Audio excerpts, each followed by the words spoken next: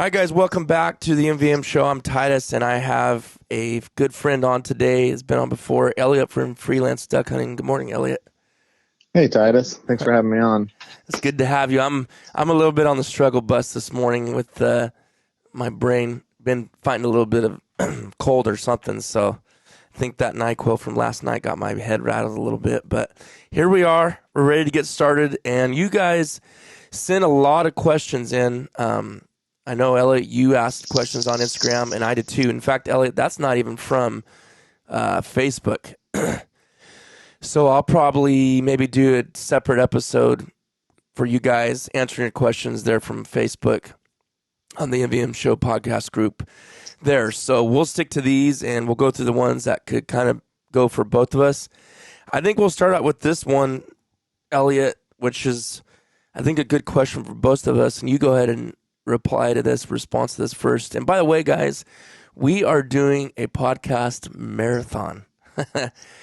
We gave a phone call this morning around a little after 7 and said, hey, let's do this for we're going to start with 4 hours. So we're just going to bounce between my podcast. This will not be a 4-hour long podcast, but we're going to go back and forth between each other. So you guys make sure to check out Elliot's podcast, The North American Waterfowler. I love that name. And Elliot, before we ask this first question, why don't you tell them what you got going on with your app too? Can you kind of give us an update Sure. on that? I know we've talked about that in prior episodes. Right. So I started an app / website called Freelance Hunt Stats. I started around 2016, and the idea came from an old spreadsheet that my dad and I shared. And I had made this Excel spreadsheet just to do everything. You would log in your hunt, how many shells you shot, the weather, how many birds you shot, the different species, and it would kick out statistics to you. So as the year went on, you could watch, so this is about how many birds I'm averaging per hunt. These are the types of birds I shot, all of those types of numbers. And in 2016, I decided I wanted to have it developed into a website / app. So I've been working on that since 2016. And this year we're making massive updates and upgrades. So I'm just about ready to push it out. We're changing the name over to the North American Waterfowler, although the Freelance Hunt Stats website's freelancehuntstats.com, or just Hunt Stats in the App Store right now. That'll still be active, but we're changing it over to officially the North American Waterfowler. And just tons of updates. So this year you'll be able to add pictures for each of your hunts. You'll be able to add your dog's picture. So we're tracking retrieves. There's a fun little leaderboard system in there. It's a really, really unique and exciting way to track all of your waterfowl fun. And during the off season, I just go through and play with it and look at all of my historical numbers. And you can actually join with friends. So like I can go in and look at how Titus did last year. I can't see Titus's locations because I don't let people see other people's locations, but I can look at his numbers and there's so much you can do with this thing. Yeah, and I concur. I mean, I love it. I don't know, how long have I been using it, Elliot? 3 years. Yeah. I think you had an account, but I think you actively have been tracking I know you've tracked everything for in the sure. last 2 years, if not 3. Yeah. I think I did on the third, maybe. I thought I did, but yeah, I know there's 2 solid years in there, but I love it. I'm a big promoter of it, but I'm an analytical guy. I like stats, numbers. I like to see things. And I think as a duck hunter, to make yourself better, I think you should do that anyways. Because, I mean, if you want to be successful down the road, it's one of those things like maybe it doesn't pay off the first, second, or third year, but what about 7, 8 years from now when you see the history? Because I personally believe, I don't have it documented, but I have it in the old memory bank, that birds are very historical too when it comes to timelines and times of years for certain areas. But like I said, I can only base it off of what I've watched, just not on paper. But, a few more years of documenting like I do, I definitely can prove it to people, So yeah, absolutely. So you create your own hunt locations. So you don't put them on any kind of mapping system. You just name them, and you can name them whatever you want. The way that I do it is in the state we have different complexes, and there are marshes within the complexes. So let's say there was a complex called Beaver Reservoir. I would have Beaver Reservoir dash name of the marsh. So if I go in through the filter system, I can look at Beaver Reservoir, Marsh A, Marsh B, Marsh C, Marsh D, right? And so you can sort it. You can checkbox all of those and hit filter, and you will see only the numbers from Beaver Reservoir. Mm-hmm. So September and October, I travel to the central western part of the state, and then the rest of the year, I kind of hunt more around here. So I can filter and see what are all of my numbers and data at Beaver Reservoir, and then I can see what are all of my data and numbers at a different reservoir and compare them and see exactly what my success rates are by complex or marsh by marsh by marsh. And that's one of my very favorite tools, is just comparing different complexes and also various marshes. There's some places at my favorite hometown marsh that in my mind I'm way more successful at than when I actually look at it. I look at it, I'm like, dang, there's one place I love. I hunt a lot. I only average 2 birds a hunt there. And I'm like, man, I always felt like I did way better there, and there's another complex that's literally a mile and a half away that I average 3.5 birds at. And so you can look at those, and then you can sort it by wind. And I can say, well, on southerly days, I do better at this place, but like I said, it takes a little time to build up the data to be able to see those things. But you can go in and sort by Kansas or whatever state, and everyone's stats on the site will show up. Now, it will not show individual people, and it won't show their locations, but you can say, okay, this is how many hunts were logged in California. This is what the average bird per hunt is in California. These are the types of birds people are hunting in California. These are how do people in California do on north winds with sunny days and 10 degrees? I mean, so the filter system is endless. I mean, you could get on there and play with it for hours and just check different things. Yeah, absolutely. And I've done that myself too. I'm really excited about you having the tracking the retrieves from your dog. Yeah. And the pictures too. Both those things were huge requests. Yeah. People want to be able to input pictures of their hunts, and they want dog retrieves. And so that's what we're adding. The update is going to be pushed out. We are so close. Definitely by the end of July, the updates will be made. I'm hoping even within the next couple of weeks. I just have a couple little pieces to tie together with the developer before we push it out. Because is it still called Freelance Hunt Stats, right? Right. Okay. If you go to the App Store, it's still Freelance Hunt Stats. All the graphics are all the same. We haven't pushed any of the new stuff, but we had a professional designer go in and overhaul the whole thing. So in fact, I used a bunch of your pictures. You let me use some of them. I used Phil Conkey's pictures and some of your pictures. Now those pictures you have to be using the desktop version to see because of the bigger screen. When you go to the app, you don't see all of the tightest pictures, but if you go to and the two are connected. So if you log a hunt on the website, it shows up on the app. They're simultaneous, but all of the pictures that you gave me you can view them. It'd be freelancehuntstats.com. And then soon it'll be the North American Waterfowler.com. But both websites are going to be, both addresses are going to point to the same thing. So we're not going to go away from it. Right. It's pretty cool. So if they have the Hunt Stats app, because if you guys look it up in the Apple App Store, and you guys put in Hunt Stats, just put in Hunt Stats, that'll pull up. It'll show kind of a mallard come in from right to left, orange background, orange square. Yeah, that will, when that updates, it will update that too. Yep. Okay, cool. Mm-hmm. Yeah, so guys, go. If you're interested in that, go check it out and download it. Trust me, it's worth your time. I will promote it all day long. I think it's wise to do that, especially when down the road you have, wow, I got 10 years of logged info here. It's kind of priceless in my opinion. Yeah. So it is. And we haven't even talked about the leaderboards, which we don't need to go into, but there's a fun little leaderboard system where you can go in and see how you stack up in your state or in the country. And as far as each duck has a point value assigned to it, which we've had a lot of haggling back and forth. Mm-hmm. And so if you shoot a mallard drake, that's worth 5 points. If you shoot a mallard hen, it's worth 2 points, and so on. And so it's a fun little game system just to kind of measure up against your friends for fun. Yeah, exactly. Exactly. So check that out. And then again, remind me on the site, is the site name going to change too? Because you can't go look at that right now, right?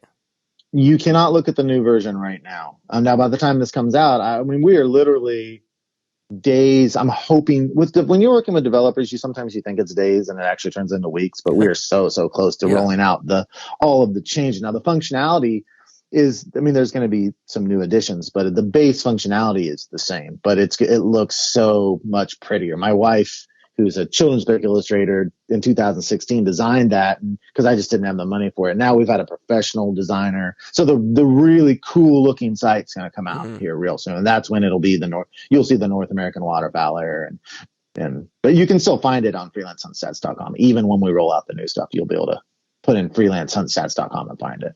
Oh, and it will still pull up the new version. Oh, okay, cool. Mm-hmm. Yeah, you kind of need that for a while, huh, as it transitions? Right, because there's so many users that just, I think most people use the app, but and the way I do it is when I'm out hunting, I use the app. If I'm home, I pull it up on my computer because it's just it's better, prettier on the computer than it's on the phone. But, yeah.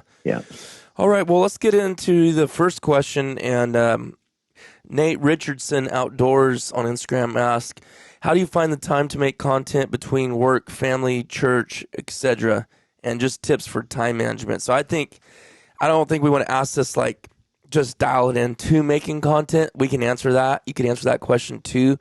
But just time management in general, I think as, men and maybe the women that listen to this, how are you doing that, Elliot? Like between family, church, hunting, content, what do you find that works best? Well, if you are thinking about making content, but you're not passionate about doing it, then you might as well not even start. Mm-hmm. I don't know about you, for me, if I'm motivated with something, I love to do it. I'm passionate about to do it. I'm going to do it. If I'm like, well, I like the idea of having a podcast, or I like the idea of filming my hunts, but I hate the editing side of it, then it's not going to stick long term. I mean, for me, I've got my family, my job, church, and duck hunting. And so if I'm not at work or at church or, if I'm home, I'm with my family, I'm sitting on the couch and I'm editing, and my wife's sitting in the same room. And so it's just what I love to do. So we don't watch much TV until like about 8:00 at night because we're just not TV watchers. So it's like, instead of consuming those other types of media, I prefer to be editing, working on the podcast stuff. It's just what I like to do. It's other than those things, it's just a priority in my life because I love doing it. It's fun, and it takes the place for me of all those other things. I don't have a lot of other hobbies other than duck hunting and producing content are basically my two things. So if I'm not doing those things, then I'm doing the other, wife, church, family, and there's just enough time. If you love it, there's enough time. If you don't really love it, you're gonna struggle. Yeah. Have you ever sat there and thought about if you didn't have podcasts and YouTube, what would you do with all that time? I don't know, because I love being on the couch. I need my downtime, and I'm like, what would I be doing? Well, I've got one video game I play Rocket League. And so I'd probably be doing more of that and more of watching YouTube. And I mean, what's more productive with my time? Right. Yeah. My wife and I talked about this a long time ago when we got married. When it comes to technology, you don't want to be a consumer. You want to be a producer. Mm-hmm. It's like, if all you're doing is consuming social media and consuming technology, I don't want to be in that place. I want to be a creator. I want to be producing. It's just, it's better for your mind. And don't get me wrong, I watch YouTube videos and I get on Instagram and all that, but it's like, I want to be creative in it and to be creating stuff. I don't just want to be consuming. So to answer your question, I think I would be more of a consumer than a creator, and I'd rather be creating it than just sitting and consuming it. So that's how I think I'd be filling my time is consuming. Yeah. And I've heard a lot of people say that, like people that are very successful in business, like in order to do that, you've got to be the producer, right? Instead of the consumer. And I 100% agree. And I think there's times during the year that I am being the consumer when I should be the producer. And there's like, Elliot, if we sit there and think about how much stuff we could do with Instagram, Facebook, YouTube, podcast, it's endless. Like, we could do 5 times more than we do, and we see people doing it, right? And from the outside, it looks like they're successful. I don't know truly what they do, but I thought that so many times, like, man, there's so much more I could do, but I guess the part of me is just like, I'm already busy enough as it is. But I'm like, man, if I took away that consumption time that I'm spending on these other things, Yeah. man, where would I be right now? You know? Yeah. I kind of agree. I get up sometimes in the morning and I'll spend a couple hours playing Rocket League. And if I get in a habit of doing that, I'm like, man, I'm so much less productive when I'm just Mm-hmm. consuming like that. I will encourage your listeners this way. If you want to create, you don't have to be some type of creative mastermind. Mm-hmm. I am not like, if you just take creating cinematic video, Titus is light years better than me in that aspect. I'm just an ordinary guy that's passionate about creating stuff. So the stuff that I put out is not the most cinematic. It's not the most just fantastically dramatic stuff, but I love doing it. And if you love creating, you want to create, you don't have to be like a top end, Right.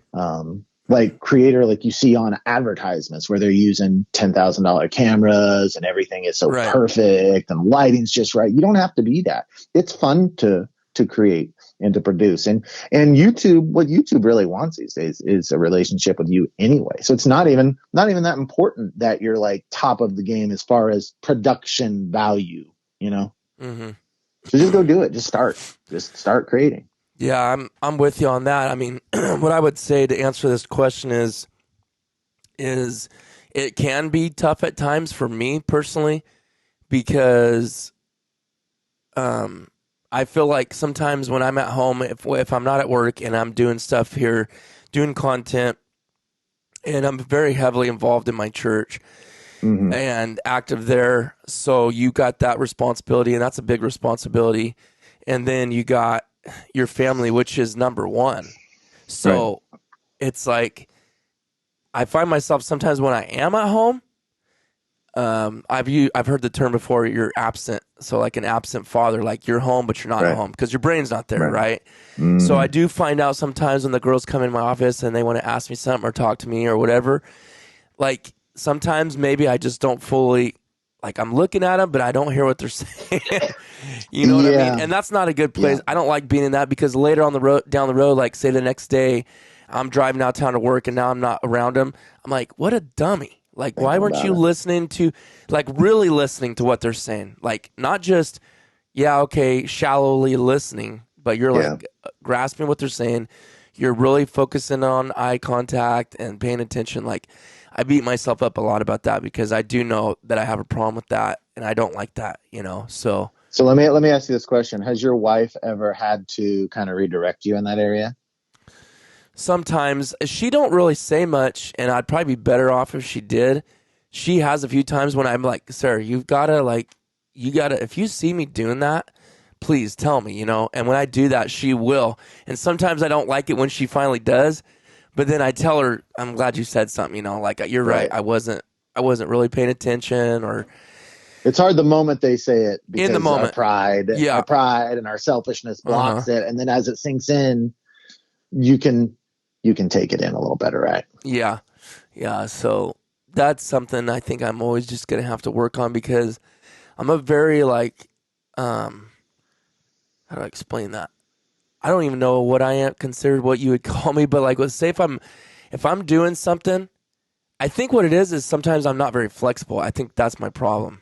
Mm-hmm. So once I get on a track and get the train rolling, you hyper focus. I hyper focus, and then when stuff comes in the way, it's just I'm passing right by it and I don't even see it, and it's not it could be good, it could be good, it could be bad. I guess just depends on how you steer it, but yeah, I will say I just got back from an 8-day stay out at Flatlander Kennels, which I've got a secondary podcast called the Flatlander Kennels Podcast with Chris Jobman that I'm the producer on. It's all about dog training. So if you guys are dog guys, go check that out. But I spent 8 days out there, and I got back and I had so much content that I was so motivated to get through, and to edit. And after about a day and a half of being home, my wife, she did such a fantastic job at this. She pulled me aside and she was basically like, I know you want to do all this stuff and I want you to do it, but I feel like I'm not quite getting your attention that I want. And it was the way she handled it was so fantastic. But it was just, every now and then she's got to redirect me a little bit to be like, hey, me, remember me. Yeah. And Yeah. so yeah, it's hard because you just get so into something, and you just, and your mind just is like, oh, I got this content, I want to do this, I want to do that. And Right. so if you have the right relationship and the right wife, they can love it. And if you're open to it, Yeah. wives can really help direct you sometimes in a Yeah. loving way. See, and that's another thing. That's why it actually takes both of us, because she has a channel too. She hasn't maybe not quite a couple years, but she's grown her channel a lot faster than I grew mine. She's like at 20, I think 22,000 or something like that. Nice. But Elliot, she gets anywhere between 10 and 50,000 views every single video, and she drops one every single week, and it's year round. Wow. Nice. She'll be all depressed, like, I'm only a 7 out of a 10. It's only at 10,000 views in 2 days. I'm like, my Lord, if every time I made a video got those kind of views, I would never be bummed, ever. Like, but I guess she sets herself high expectations. But the reason I brought that up is now she's focusing hard on doing that too. So Right. the kids are in the middle now. You know what I mean? So What's her channel name? Shout out her channel name. Because I know my wife loves Titus's wife's channel. So if you have girlfriends or wives, and you yeah, can get them onto this channel, what's the name of it? yeah, Sarah's October Home. So it's mainly like, and she does antiquing, or she does remodel. Like if we do I do remodeling. If I do remodeling in the house or whatever, she's kind of filming that. It's kind of like vlogs. Seems like most women really like it and stuff. And Sarah's actually pretty good on camera and talking. Has kind of a really good voice for it, just calming, kind of. Yes, calming, peaceful. Yeah. But like I was telling you beforehand, you need to knock it off on that channel because my wife will be watching. Like, look what job Titus is doing around the house. Like, knock it off, Titus. Little do they know that Titus is over there in the corner grumbling about all the work he's doing. So, yeah. You're setting the bar too high, Titus. Yeah, knock it off. Right. Well, that's what I was telling you this morning. I said, I'm trying to figure out a way to relate to Sarah how much I do not like doing that stuff.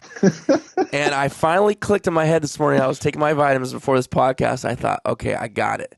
So when she gets up this morning in a nice, loving way, even though I know it's not going to change anything, I'm just going to say, hey, just so you know, how you feel about duck hunting, like not wanting to go, don't want nothing to do with it.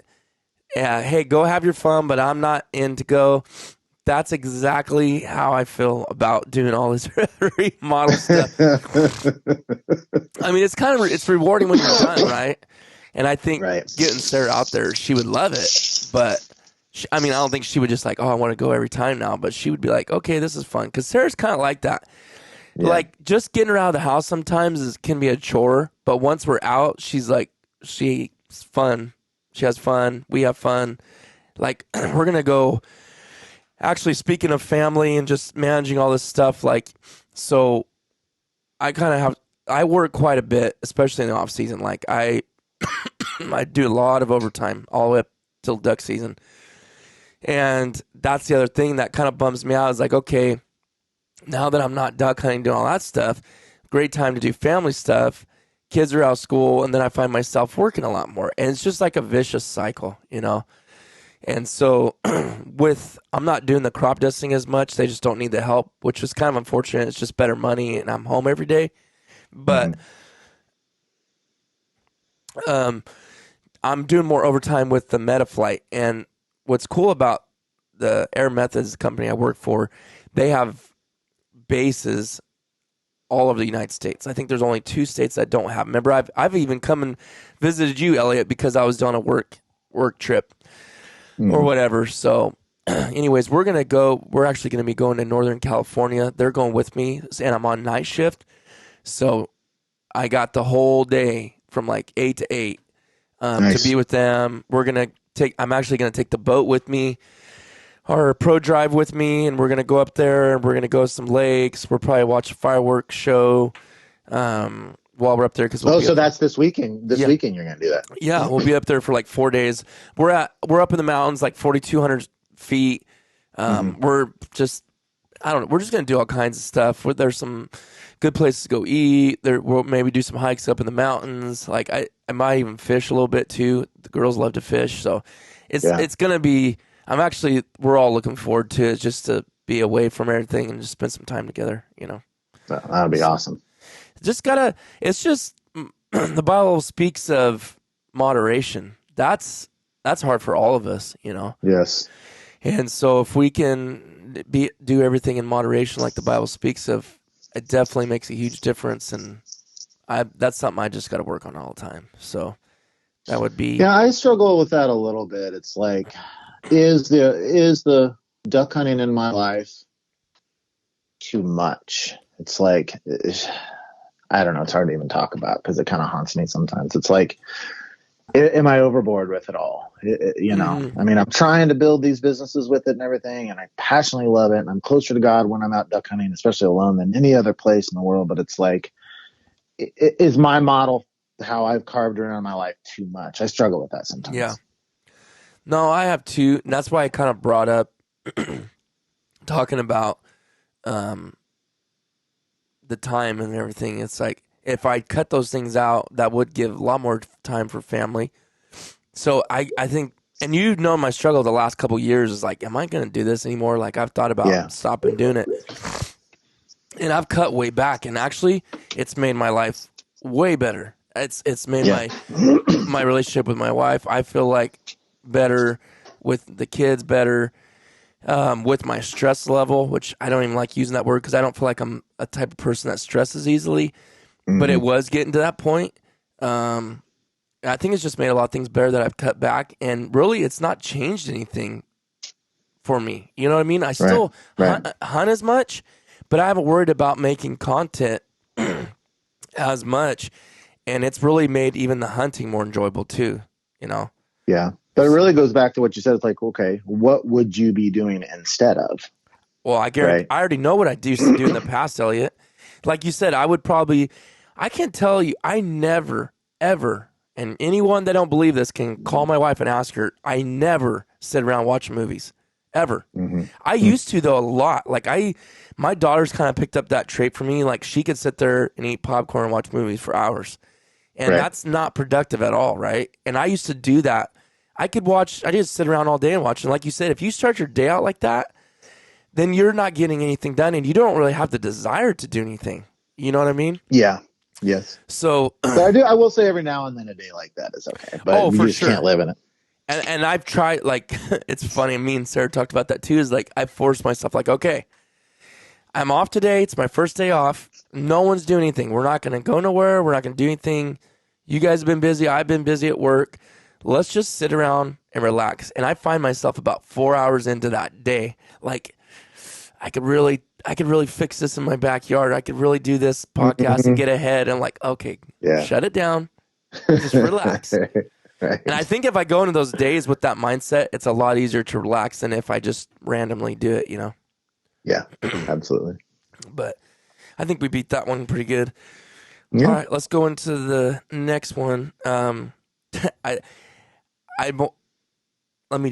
me read it. Because when I first read this, I almost laughed out loud, but I thought, you know what? That's not fair to the person asking this question, because this is a good question. So Ethan _Johnson 32 _ asked, is a dog worth the hassle?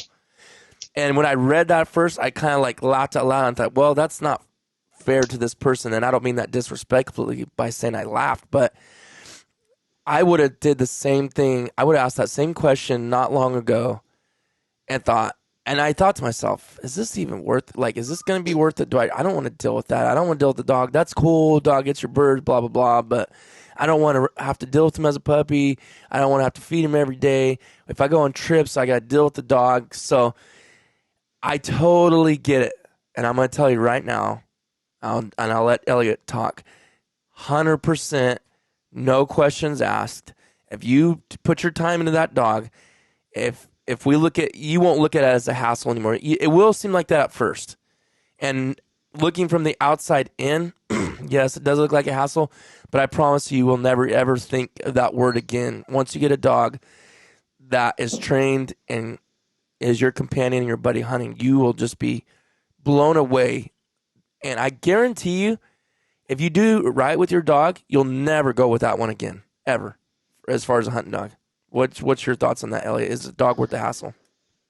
Well, I'm trying to think of a good analogy for it, and I don't know if this is a a good one or not. But if you like to golf, I would say that it's somewhat similar to, is it worth it to have a putter with you when you go golfing? Mm. The sport of golf is meant to be played with a putter. It's an integral part to the sport.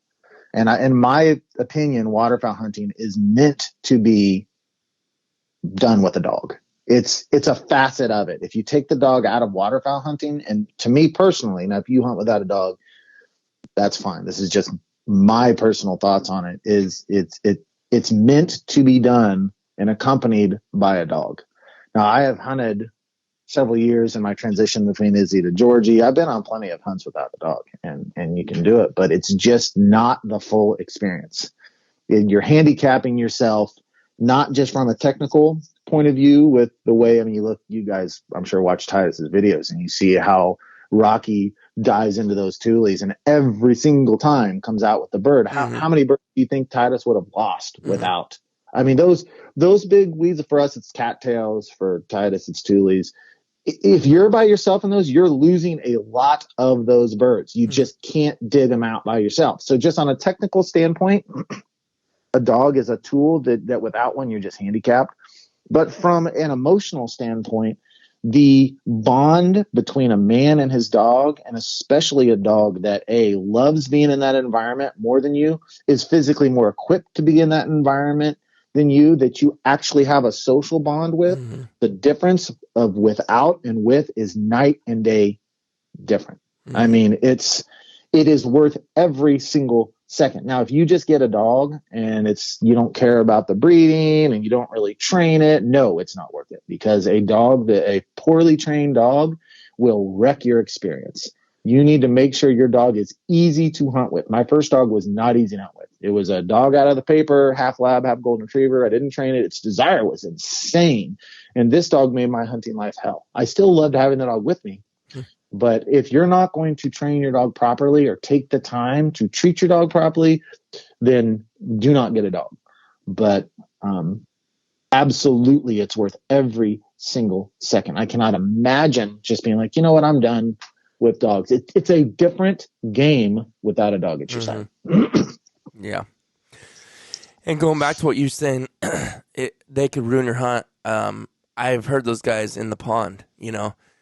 You hear them yelling at their dog, here, Right. no. Like, I mean, not that we've never corrected our dogs or reprimanded them if they're doing something they're not supposed to do, but like every single retrieve, you hear that one guy in the pond screaming at his dog, not listening. Yeah, and that, I couldn't do that. And that's why I think we work so hard, Elliot, to train our dogs, because that's exactly what we didn't want, you know? Yes. And that's why you use an e-collar. You don't abuse an e-collar, but if a dog's 200 yards away and not listening, all you have to give is a low-level tap on that thing. Just a little tap. And once you use one, you don't even have to do that, because the dog knows that you can reach it at 200, 300, 400 yards. The dog knows this over time. So the dog just comes when you call. Let me ask you this. How many times did you even use that e-collar last season? Not much. You don't hardly ever use her. Now, I tried using it because Georgie's a little vocal. So when mallards get circling, she does a little whining. And I went through a phase of trying to say, quiet, Nick, quiet. And that just did not work. But I went through a phase of trying that. But other than trying that, almost never. You just don't use it once you get them conditioned to it. Now, in training, I use the Nick a little more, especially on training blinds, and you use it a little bit more. But on actually hunting, very rarely do you ever use it at all. And that's what I'm saying. Like, I think I can think of maybe once last year I even used it. Like, it just, in hunting, like you said, training's totally different. That's a different beast there. But last year during hunting, last couple years, didn't hardly touch it. It's just, it's there if you need it. And very rarely you do, especially now that Rocky's almost 6. I mean, you start getting to that age, it's just not. Now, that being said, and I just want to tell people listening to this that I did something stupid 2 seasons ago. I thought, man, I feel like I knew better than this. I don't know why I did this. Looking back now, this is the dumbest thing ever. But I'm like, man, he's so trained. He's so good. He's so tight. Everything he does, he just does it right. You know what? I'm not even going to put it on him this time. well, that sorry sucker knew that wasn't on, and he didn't realize it at first, but it was like, I don't remember how far into the hunt it was after how many retrieves, and it wasn't like he did something crazy bad, but I had no way of dealing with it. Mm-hmm. And it actually turned a little bit of a setback for me. Like, just for instance, like, okay, if he jumps on the stand, and normally what his reaction is, he jumps on the stand, he sits. I take the bird out of his mouth or whatever. He would like not sit. I could take you to the place it was, and I said, sit. He would not sit. I pushed his rear down. He was fighting me, like literally. Now that you could say, well, that's not really an e-collar thing. Yeah, but I needed that next step, which I never needed before, but I had to break that will right there. I mean, like he was, I don't know what got into him. I don't know if it was a male thing. He was like 4 at that time. And I mean, I pretty much had to beat his hind end down till he finally sat. I don't know what to do, because he was on his dog stand. It wasn't like I was trying to make him sit in a briar patch. Right. And then when I broke that will, finally got him to sit, it was like, you know what? I don't know. I don't think I would have even ever used that to make him sit, but if he was being that stubborn, I think it would have broke the will a little bit quicker. And that's not the greatest analogy for that situation, but I'm just using that as an example. My bigger thing, I think more than anything than that situation right there, is there was a time when Rocky was making this retrieve and this bird was wounded, and we didn't get to put another shot into it before it took off. Was in the river, and it was a big part of the river, and he was so far out he couldn't even hear me anymore. And I was freaking out, thinking that he's gonna drown, and he was so far away out of earshot. If I wouldn't have probably shocked him, but I would have did the beeping thing, because that beeping, I've got him trained to where if he hears that beep on his e-collar, he'll come back immediately, no matter what he's doing. Mm-hmm. And that could have been tragic. I mean, I could have lost him, honestly, that day. I mean, luckily he gave up and got so tired. He was, I mean, you could ask my brother, he was every bit of 300 plus yards away. It was kind of scary, to be honest with you. So I think, right. At that time, I don't even know if my e-collar was, I think it was dead. It was on him, but it just wasn't working. So that was something I'm never letting that happen again. Got to make sure that thing's charged every time.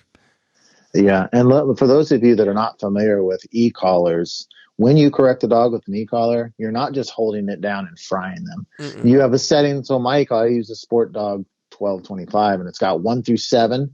And then within those each, so on 1, it's got high, low, medium. So it actually has 21 different levels you can use. And so if Georgie is out in the backyard or whatever, and she's not listening, I've got her on her, I'm going to have it on a 2 or a 3, and I'm just going to tap it. And to give you some reference, if I have a 2, even almost a 3, I'm not quite sure about a 3. 3 might be pushing a little bit, but a 2, you can hold it in your hand and set it off on your hand, and it doesn't even hurt. Yeah. So a lot of times, like Georgie lives on a 3. Now, if she's really spazzed up, I'll get her up to a 5, which you wouldn't want to hold a 5 in your hand. But a 3 is just, it's not what people think it is. You're not frying a dog. It's like literally, I use a continuous nick, which means as long as you hold the button down, they're getting the stimulus on their neck. And mine's basically like tap. That's what it is. And there's times where I'm using a 1, I'm using a 2. And like I said, you can literally hold that in your hand and press it with a 2, and it's no big deal. You can feel it, but it's not killing. Now, if you go up to a 7, it's going to pound you hard. But so when you're giving dog stimulation, if you're not using e-collar, you're not frying them. And most of the times you're not even hurting them on those lower levels. So people I think a lot of times don't understand that you're not just laying into them and electrocute them. That's not the situation. I mean, there are some times if they don't listen, they get stubborn, you get a little higher level stuff. Or, if you're out training in the park and a rabbit takes off and your dog is chasing that rabbit towards the street, you might crank that thing up to a 7 to make sure they're not around the street. But it's not an inhumane process. It's low level stimulus 99% of the time. Yeah. What e-collar do you use? I like the Sport Dog, but what brand do you use? Sport Dog 1225. Okay. Yeah. Yeah. No, actually, it's fantastic. 3/4 of a mile is the distance on it, which is everything you need. It's got 21 different levels. It's great. Yeah. Cause you're doing those long blinds now. So you need the one that reaches out there quite a ways. Yeah, I mean, I'm doing blinds up to 300 yards. I'll see the one we did yesterday was 175. So we've probably gone to 250 on blinds Yeah. before. See, I started with the 1225, and I think after like 4 or 5 years, that kind of I busted it. It got smashed somehow in my blind bag or Uh-huh. something. So I ended up buying the 425, and that actually is pretty nice Right. because it's pretty small, and the remote's smaller too. Yep. And so I really like that And one that's a too. half mile. I think that, and Yeah, how many yards is a half mile? A mile is what, 1,200 and some yards, 16, 14? How many yards is a mile? I should know that. it's somewhere around It's there. between 12 and 1,600 Yeah. yards. So if you're doing 400, for what I do of the 425 would be, is it the 425 or 435? I can't remember. Mine's the 425. 425. Half mile is a long ways. Oh yeah. It's a long ways. Oh, it's Now I plenty. will say the as you get to those bigger ones, a 7 on like the 1225 is more stimulus than the 7 on a 425 or 4 Right. So were you asking feet or yards? Because 1 mile yards. How is many 1760. yards or So yeah, yards. okay? So I One mean a mile. half mile. Come on, Yeah. So let's do half a mile. That's it's like 0.5. 800 and Yeah, 880. yeah. You're never And even gonna. no. Yeah. No, if my dog's out 800 yards, I'm going to be freaking out. Yeah. Now, I will say that Georgie went on a retrieve one time where it was so far, and Aiden walked out about 400 or 500 yards because the water was pretty shallow, and I've got this on video. I was about ready to use e-collar to get her back Yeah. because it was so far away that she was just this little speck. And I'm really glad. It might have been. I still doubt that would have been a half mile, but it was so far away that I'm glad that I had an e-collar and I didn't use it. And she actually got the bird. She dove all the way. She emerged her entire body to get this bird out Wow. there. It was an awesome retrieve, but it was so far away that I'm glad that I had an e-collar that I could trust at that distance. If I had used it, I was about ready to, because I didn't think she could hear me blowing the whistle or anything at that distance. Yeah. So I was glad I had an e-collar that if I wanted to use it, could have been gone that far because it was freezing cold out and she was so far out there. Yeah. Yeah. It's beneficial. So I guess saying all that, yes, dog. You won't even look at it as a hassle. It will be one at first, but man, as soon as you get that puppy in your hands and Yep. it's just kind of that stuff kind of goes out the window. I mean, Even if you're not a dog person, right. if you get a puppy, Right. you'll be like Aiden's not a dog person. He wasn't sure if he got a dog, and now he's just in love with his 1-year-old. They almost are more than dog lovers, It seems like it's kind of funny. But all right, let's move on. This is a good one from Oliveira96. He said, what's your main focus or goal this coming duck season? You want to go first or want me to go first? Go ahead. All right. Well, my dad is 80 now. And if you watch my channel, he's been a big part of my channel starting in 2015. But he's got Parkinson's now. And so hunting for him, he put down the shotgun last year and just can't get out very much anymore. He just really, really can't. And it's been very difficult for him giving up his hunting. My mom said they were at Cabela's doing something and he's just kind of like, I feel like my life's over. I mean, he's as big into duck hunting as I am. And he just physically can't do it. And a few years ago, we got a boat blind put on our 1852 well-built boat specifically for, like I told him, hey, if you want to keep being on duck hunts, we need to get a boat blind. And neither of us are boat blind guys, but it's like, if you want to go on some duck hunts for a long period of time, we need to do this so that you can do it. And we went ahead and did it. We don't use it that much, but this year we've got 3 trips scheduled. One out to Nebraska, one out to Western Kansas, 2 actually to Nebraska, where it's specifically like, I know these are places we can use the boat blind. We're going to have to get Airbnb. So he's got 3 trips in his mind to be looking forward to. Now is he going to pick up a gun? I doubt it. Really? If we limit it out and they were coasting in the decoys, I'm sure we'd put a gun in his hand. But the whole point is he wants duck hunting to still be in his life. Mm-hmm. So now we've got these 3 big trips planned. He's all excited about it. I'm excited about having him there. And so that's kind of where my mind has been. Like, we're already reserving Airbnbs. We're talking about it. So my focus right now is making sure that he still gets those duck hunting experiences at 80 in his life. Yeah. I'm excited about that. That's kind of makes me feel bad for your dad too, to hear that, Yeah. like that's such a sad thing. Like, I mean, it comes to all of us, right? But like, Yeah. when you're hearing it come out loud from someone's mouth, and like, and that just kind of breaks your heart a little bit, Yeah. Yeah.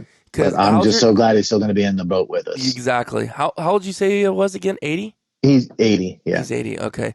Yeah. See, my grandparents are all gone, but my pastor, he's 89. He's pretty much, I feel like he is one of my grandpas. Mm-hmm. He's been a big mentor to me as a man, as a Christian, as a father, as an outdoorsman. Like, he's been a big part of my life, and he's 89, and he's led the same way. Like, he goes and goes, and he told me the other day, he said, yeah, my mind is strong enough. It's there. It has all the wisdom, all the knowledge, all the experience, but my body is not letting me literally do it. And I said, man, How frustrating. That's what I said. I go, how does that make you feel? And he's like, very, very frustrated. Like, I bet. Because you know how people are, Elliot. Sometimes they treat older people like they're almost like they're babies or little kids. And I always hated that. Like, I try never to. It's so disrespectful. And I don't think people are doing it out of disrespect. I think they're just trying to be gentle. But I could see how it kind of comes across that way, like, hey, my brain ain't changed. If anything, it's well beyond wisdom and knowledge. I've got all this experience, but my body just doesn't function. Yeah. It's like, man, this makes me bummed out for him, because they're such, like, your dad or my pastor is such a big part of our lives. And you're like, to see that coming to that point is just kind of just makes you a little bit bummed out, a little sad. Yeah, but no doubt. I mean, my entire hunting life has just been my dad and I. Until 2015, my whole hunting life was basically my dad and I. Yeah. So I mean, we were a 2-man show. And so,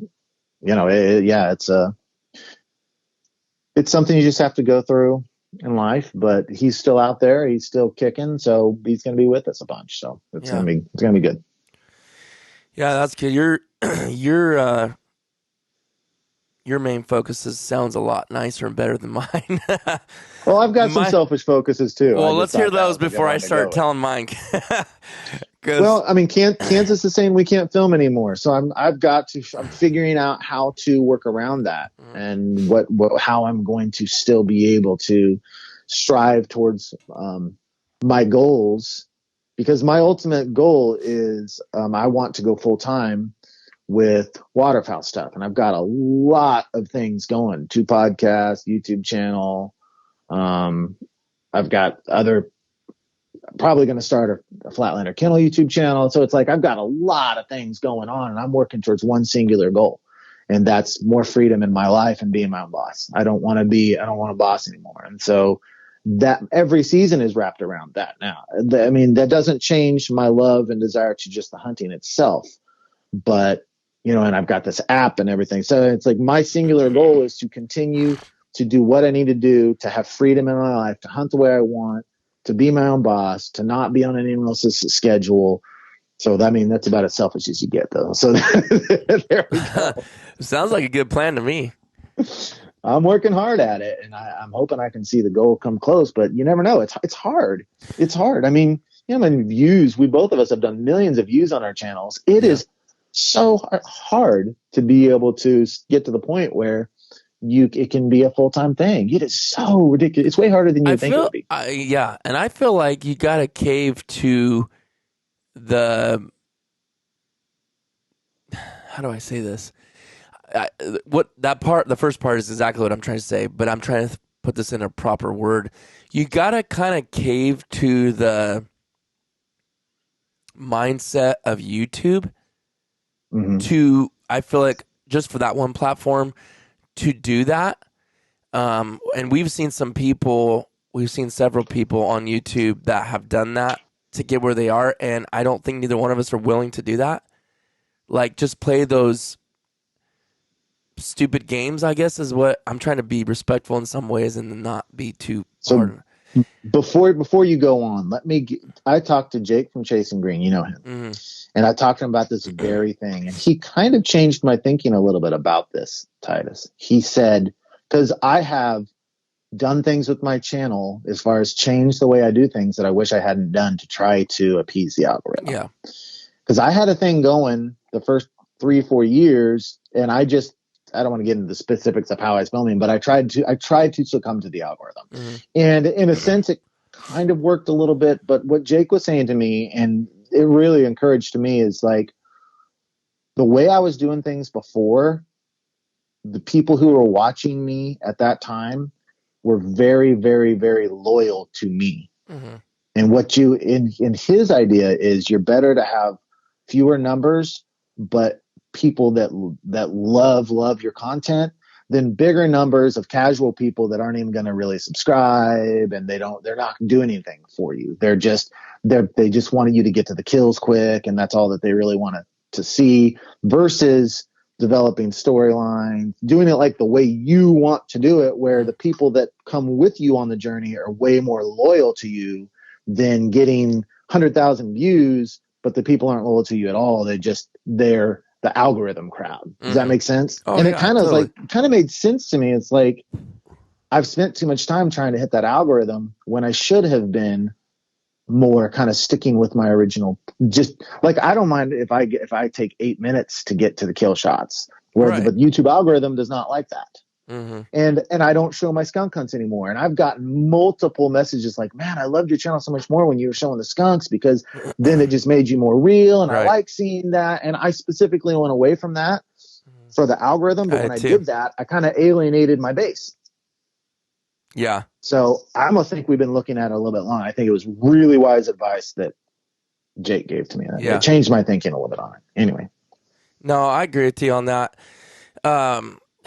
That's the thing, though. I think part of that makes us question that, and that's a good response. And I've thought about that before. The only thing is we're questioning ourselves: was it worth the time? Was it worth the time to make that video and put myself under that pressure? Because I think I kind of go both ways with that mindset. Like, I totally agree with what he's saying, but at the same time, if I'm taking all that stuff with me on every single hunt, then I'm putting all that pressure on myself, even when it's dead. So you're still trying to put stuff together. You're still hitting the record button. You're still changing batteries out on your GoPro. You're still vlogging stuff. And you're, for what, though? For a couple thousand views, like, you put yourself on. And this is for me speaking. That's kind of why I got away from it. It wasn't necessarily the views. It was just like, I'm just pressure all the time. Like, gotta do this, gotta do that, gotta be, right. And it was just like, man, it was taken away from me, especially on the dead ones. Like, why am I doing this to myself? Because that's a totally different, I'm kind of going a different way than you are with it. But like, why am I doing this to myself?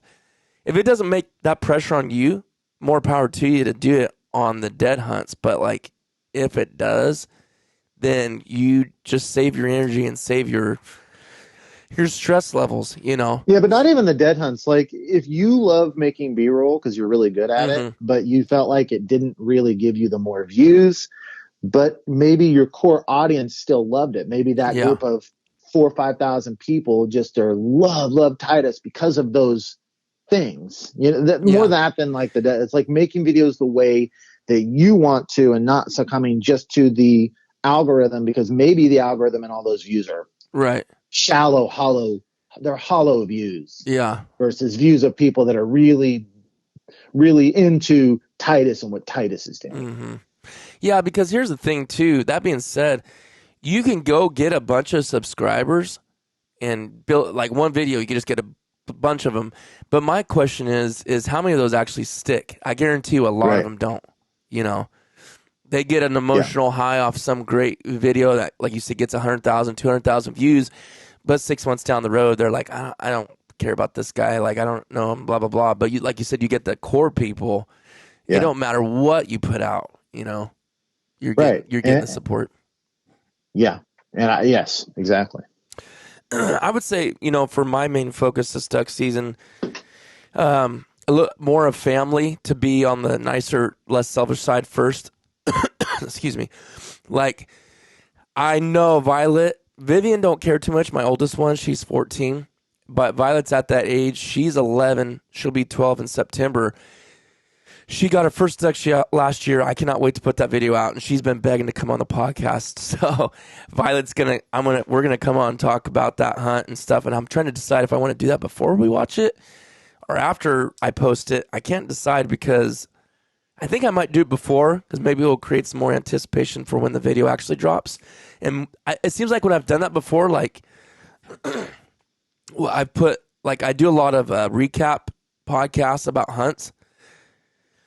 And I've done them before, the last couple of years before the video came out. And it seemed like the people had a tighter bond to that video once it came out because they listened to it first.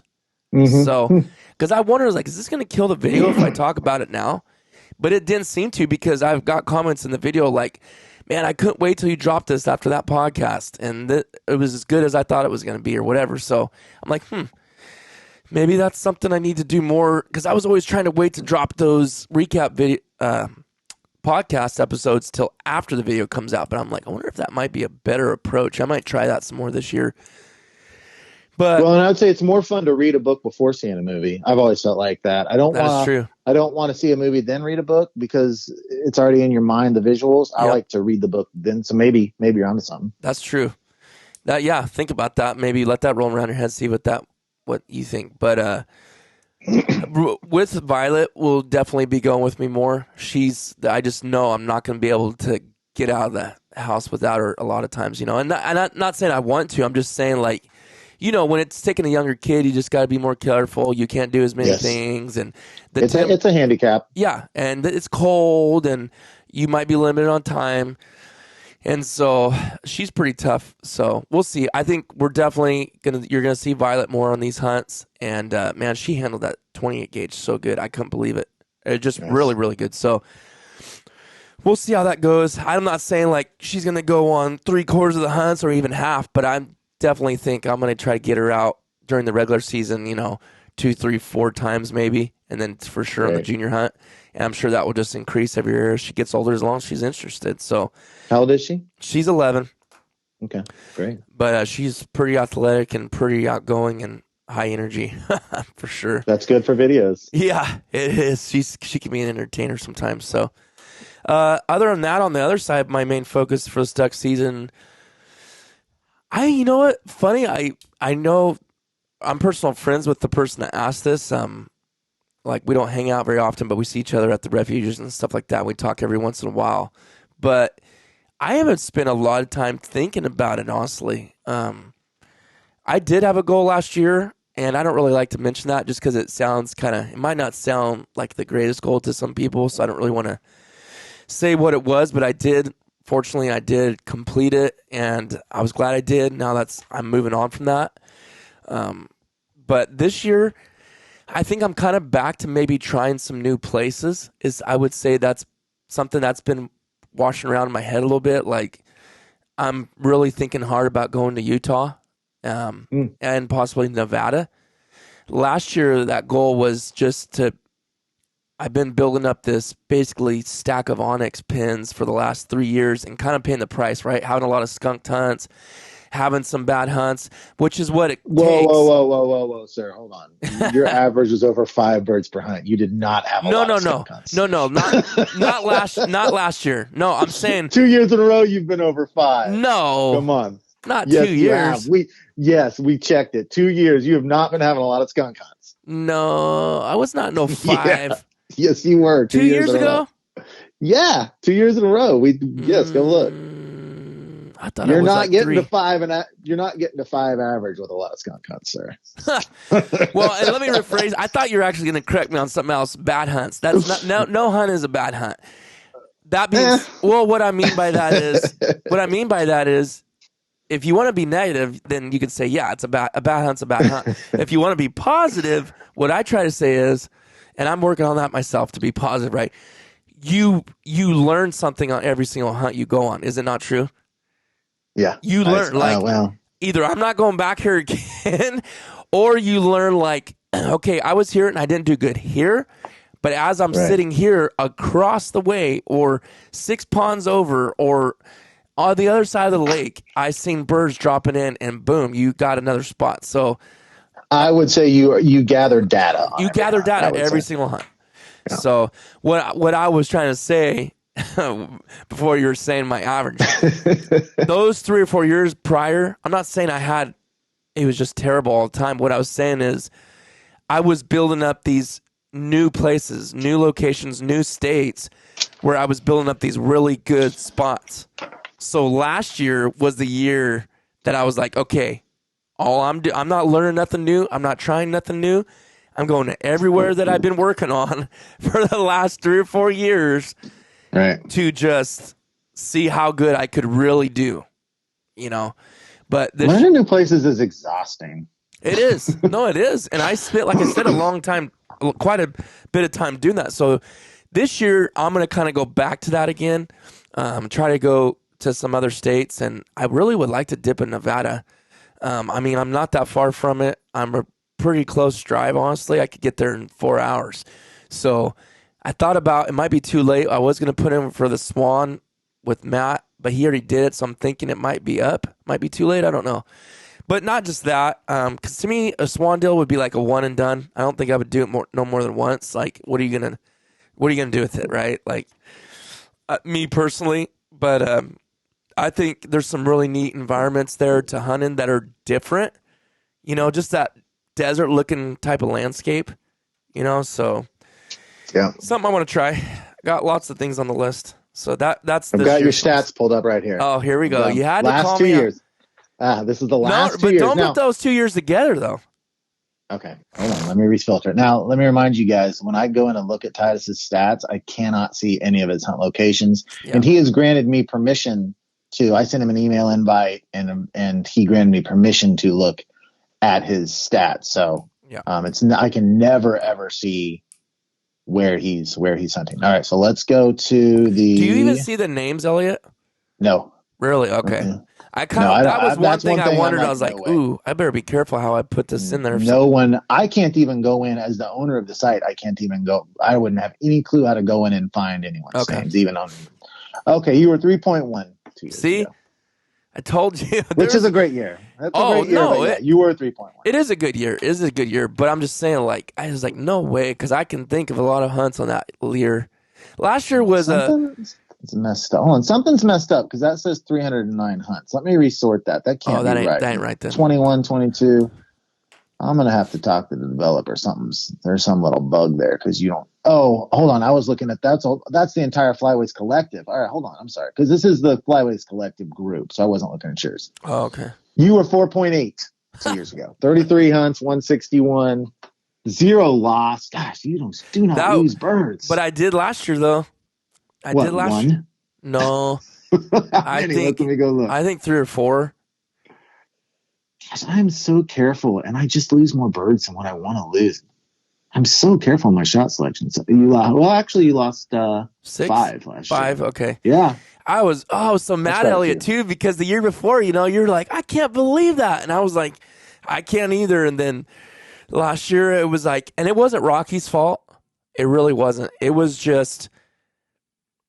like one of those things like you hit one good and then you see it go way down way over there. And I hate that because like you said, you take the shots that you know you can do. And then that happens, you just make a poor shot. It has nothing to do with distance. It's like, okay, I made a poor shot. And then they go down over there, you take the dog over there, and you weren't really exactly sure what patch they went to. It's just like, I don't remember. I wish I could remember this. And I should have put notes in there when I do lose one, how it got lost. The more data that you put in, the better. That's for sure. Did I lose him? I think I did. Got real quiet there. We're about to end this episode anyways, everybody. Can you hear me? Oh, I know what happened. My wife started her car and it connected to her Bluetooth. Hello. You know what happened?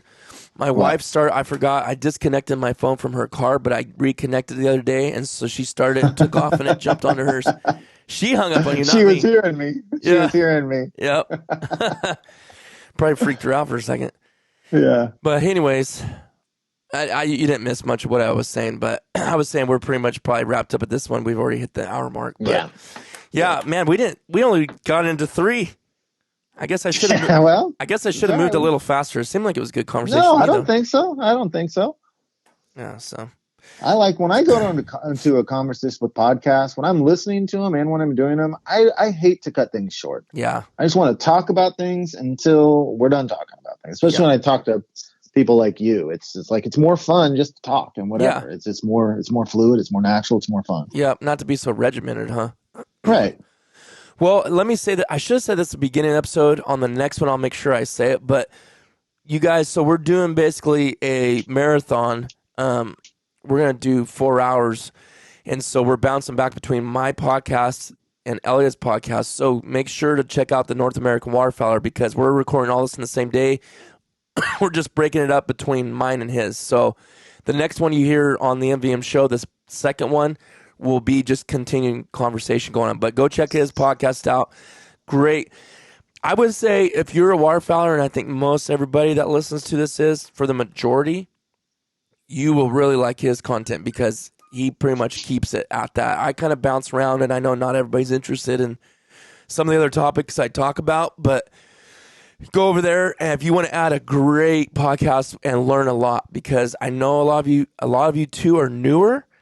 And if you're really wanting to learn some dynamic gold material from someone that knows what they're doing and been doing it a long time, you definitely need to go to Elliot's podcast. So go check that out. Thanks, Elliot, for being on this one. And then you guys go check out his. Also, if you want to hear a continued conversation, you got to go to his because the next one is going to be on his. So thanks for joining us, and we'll see you guys on the next one.